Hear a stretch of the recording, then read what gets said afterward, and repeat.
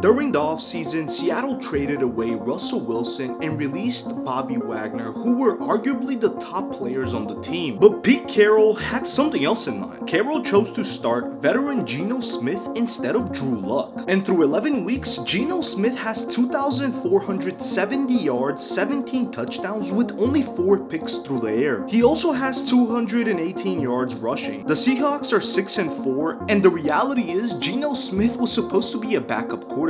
However, Seattle would be much better if the defense was slightly better. On the offensive side, they've been able to put up points. The only 4 defeats this season so far have been arguably close games. Seattle did have 2 straight losses. One came in week 2 to their divisional rivals, the 49ers. That was the only game where they really got blown out. But they will play them one more time this year, and I believe the Seahawks will get their revenge. And then week 3, they lost to the Falcons by 4 points. Geno Smith was decent that day with 325 yards and 2 touchdowns and was only picked off once. In week 5, Geno threw 3 touchdowns against the Saints, but Seattle lost in a high-scoring game 39-32. Week 10 was against Tom Brady and Tampa Bay in Germany. That ended up being a really good game. Seattle did lose a close one, 21-16. On the winning side, things have looked good. It started in that big week 1 game against their former teammate Russell Wilson on Monday night. Seattle did win by 1 point. In week 4, Seattle played great on the offense and scored 48 points. Geno Smith had 320 yards and 2 touchdowns. On the ground, Rashad Penny had 151 rushing yards with 2 touchdowns. He was averaging 8.9 a carry, and the Seahawks beat the Lions 48-45. Then Seattle played Arizona in week 6 and week 9. Seattle won both games by 10 points. In week 7 and 8, Seattle scored 64 points in both games and defeated the Chargers 37-23 and the Giants 27-13. The offense has been phenomenal. They are able to put up points and keep them in games. The big question is, what will happen in the offseason? This will be a big decision for Seattle if they want to keep Geno, but most likely he will want the big bucks or draft a quarterback. Now, don't get me wrong, Geno has been great with this offense. It will be left up to the Seahawks organization if they want to sign Geno Smith. They have good players. Tyler Lockett, who has 640 yards receiving with 5 touchdowns, and DK Metcalf has over 580 yards receiving and 4 touchdowns so far this season. I feel like Pete Carroll should go out this offseason and get some talent on the defensive side. Pete Carroll is 71 and is under contract with Seattle through the 2025 season. He has done a great job with this team and this organization. However, the season is not over yet. They have 5 games remaining at home and 2 away that are against the Chiefs and divisional rivals, the Rams. Seattle will most likely win the NFC West division. I feel like this team is up to something and they could possibly make some noise in the playoffs.